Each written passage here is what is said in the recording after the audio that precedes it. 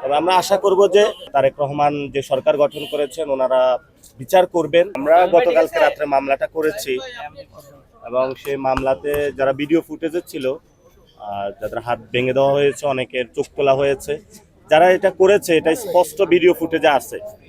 আমরা গতকালকে অভিযোগ দিয়েছি, তো সেখানে আবার অভিযোগে কিছু কারেকশন আসতেছে, বিকজ দ্যাট আমরা একজন ব্যক্তি ওইখানে নাম আছে যার নামটা ওইখানে ভিডিওতে ছিল না। ফলত উনি জানিয়েছেন এসপি যে আজকে যখন ফুল কারেকশনটা চলে আসবে, আজকে ইনশাল্লাহ আমরা জিআর কোডটা পেয়ে যাব।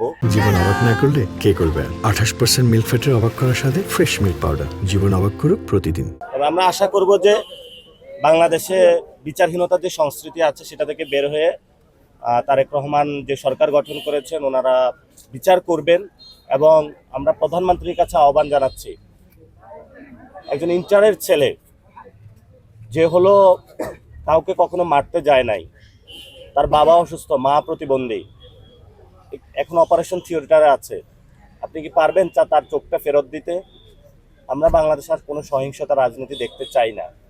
আমরা এতটুকুই বলবো, প্রিয় তারেক রহমান, আলিফের চোখটা ফেরত দিন। আমরা চুপ হয়ে যাব, আমরা আর কিছু বলবো না।